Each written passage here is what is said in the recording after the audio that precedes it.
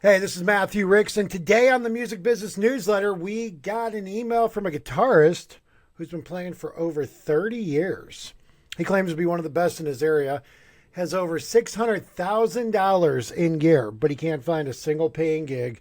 He started playing for free and wants to know how to find artists in his town who actually value his talent. So before we get started, I ask that you go ahead and just hit that follow button. Goes a long way to making this channel more visible to artists in the music industry. And if you have a question on the music industry that you'd like for me to answer, just go to MatthewRicks.com, click submit your question, give me as many details as possible, and we'll answer it here on the channel.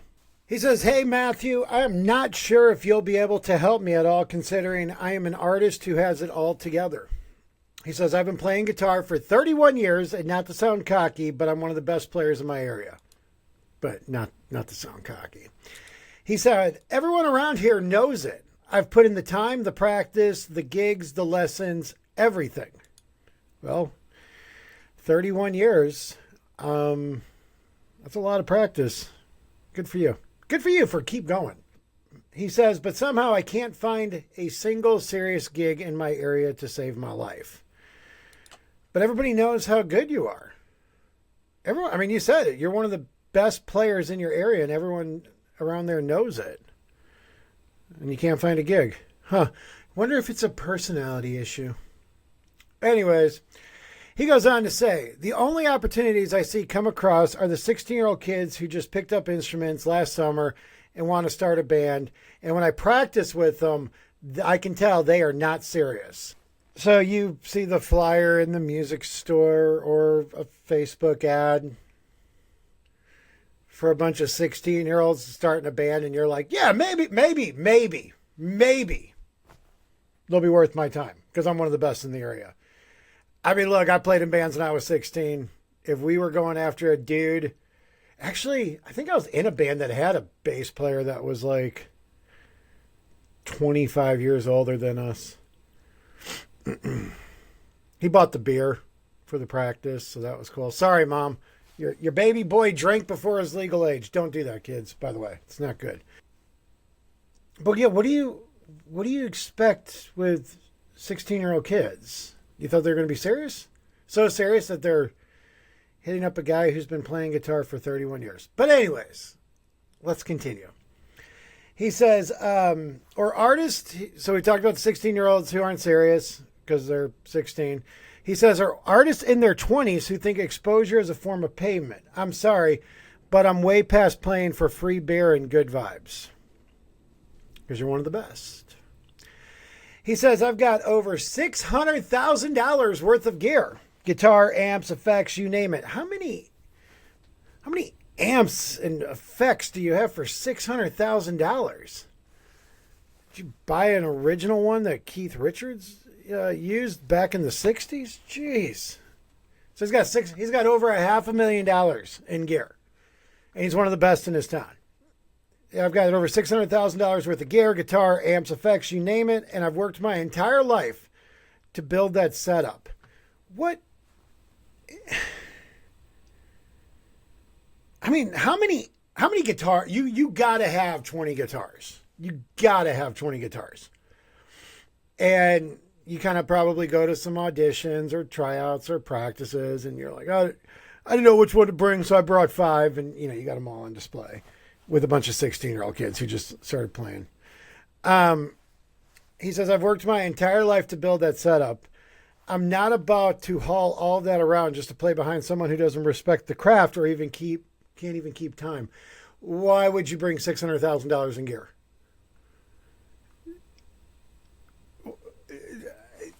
Why? You're playing with 16-year-old kids, and you have $600,000 in gear, and you're outraged that you're not going to bring that around. No, you want it because your gear probably costs more than the house that you're practicing in with these 16-year-old kids. And then a 20-year-old who wants to just have you do it for free. I mean, this is just like massive flex. Like, oh yeah, I'm the best. And I'm the best because I got the most expensive gear in my town. You don't say what town you're in, by the way. He says he's not about to haul all of that around just to play behind someone who doesn't respect the craft or can't even keep time. If I'm going to play, I expect to be treated like a professional. That means making at least $750 to $1,000 a day show rate. You know, we've been getting some emails from bands who are playing like 100 people clubs and they want to know how to get booked in an arena. We've had people who were excited about signing a record deal, giving away 50% of their royalties. Is there just something going on in the world where delusion is just at an all-time peak? So if you want to get paid $750 to $1,000 a day show rate, day rate, which, I mean, there's guys playing on arena tours who don't even make that much. Close, but not that much. And that's what you think you should get with your $600,000 of gear, and you're complaining because you're trying out with 16-year-old kids? You think those 16-year-old kids have $1,000 laying around to pay you when they play the parking lot at their homecoming? Huh. Anyways, let's continue. He says the problem is, he's narrowed down the problem and it's not focused at him. But anyways, he says, I can't seem to find artists who value my level of skill anymore. Everyone wants cheap or free, and it's killing me. I love what I do, but I'm tired of chasing gigs that don't make sense for where I'm at as a player. So you've been playing guitar for 31 years, so you could be anywhere from the age of 38 to 48. So you're trying to land a gig making $1,000 a month, or a day, sorry. $1,000 a month would be a lot, but you want it every day. And I'm 44, so you're in my age range. And you want somebody to value your gear, value your skills, and you're tired of chasing gigs that don't make sense for where you're at as a player. Well, where are you at as a player? You didn't tell me what you've done. All you've done is told me how great you are and how everybody in your town loves you and thinks you're one of the best. And you got over $500,000 in guitar gear. And that you are tired of 16-year-old kids who just picked up their... I bet you're like a Dream Theater. You're like a shredder, aren't you? Just like... Playing with a bunch of 16-year-old kids who want to be Blink-182.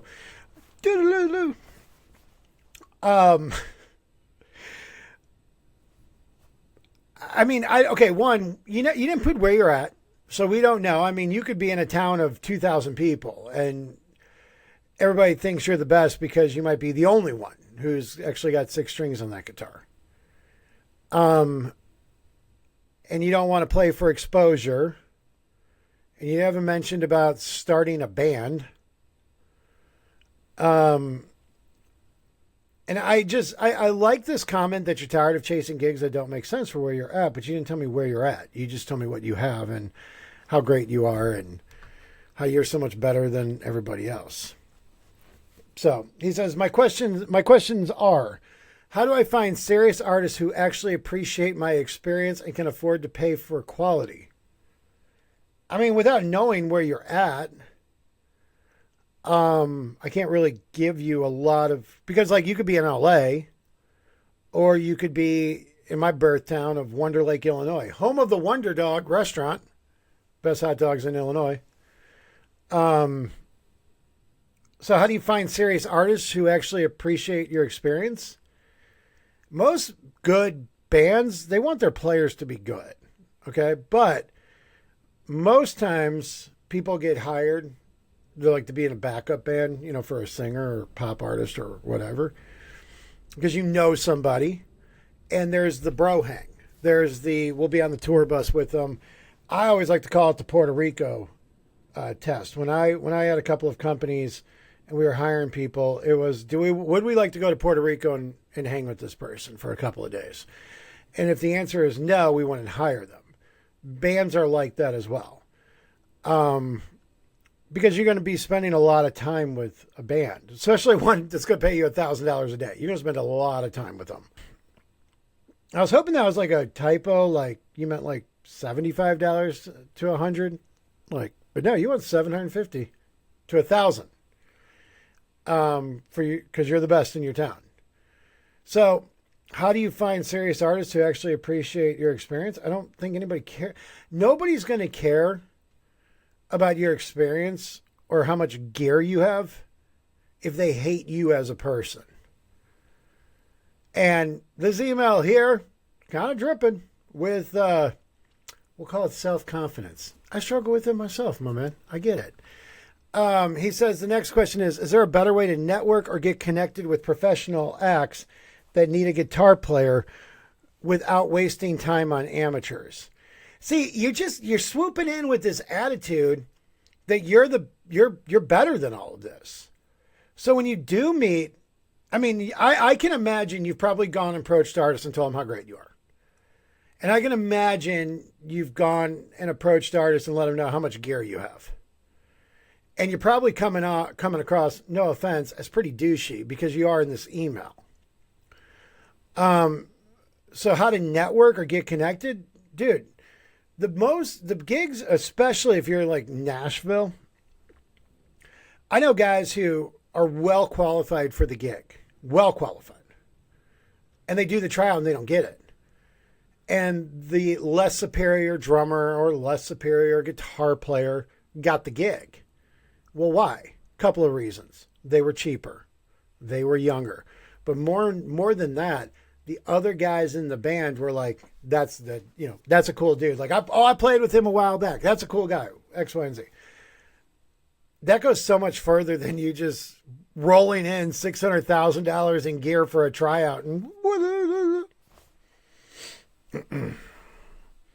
So I bet, honestly, probably you networking is probably, if you are anything in person like you are in this email, I would say networking probably hurts you more than anything, because you're probably running around telling everybody how great you are and how you are so much better than all the other chumps in this town. You sound like those old, like 1940, like Cary Grant movies where he's like, I got to get out of this town. Like, that's how you sound. Like, I'm so much better than everybody. I got to get out of here. Without wasting your time on amateurs. Like, what a terrible attitude to have. Like, if I took that approach with this, I'm like, I'm not answering your email. You're not making $1,000 a day playing guitar. Piss off, peasant. Like, what a terrible attitude to have without wasting your time on amateurs. And then you wonder why you can't get a gig that pays $1,000 a day. He says, and at this point in my career, is there a better route, like session work, studio work, or touring contracts that makes more sense than chasing live gigs? Well, touring contracts is a live gig. I mean, you should have been doing session work and studio. Like, see, this is where the contradiction is. You're like, yeah, I guess you want to join a band, but you want to join a band and get paid right out of the gate. And so that's why you're going after bands that are ran by 16-year-olds, I guess. I don't know.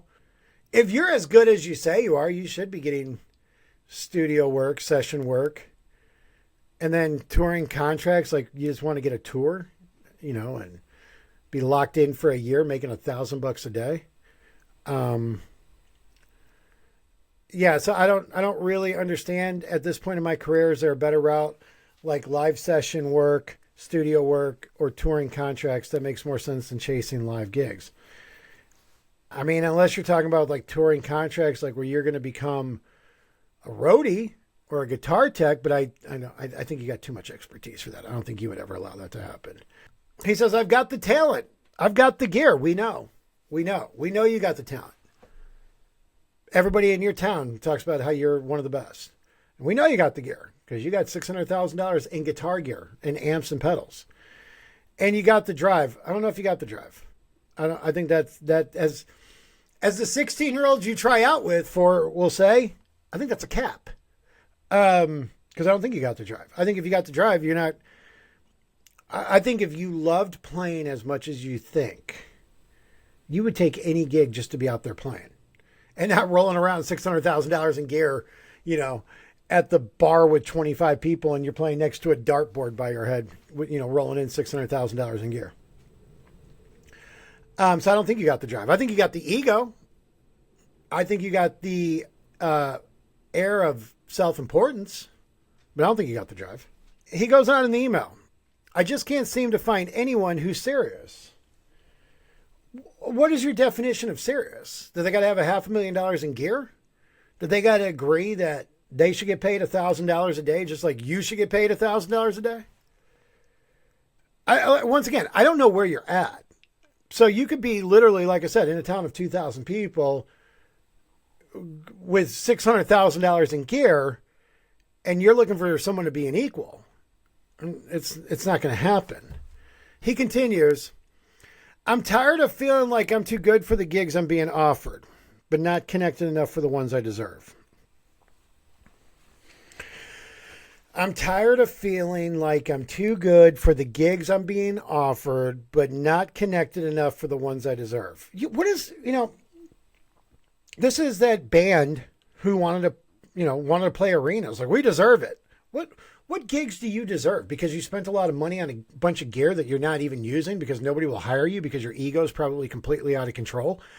And you're coming on a tour and you probably, if you were to get on a tour, you'd probably not be cool with a band director because you probably know more than him because you got the expertise and the gigs and everybody in your town says how great you are. Come here. Yeah, I know. Lemmy, look. Yep.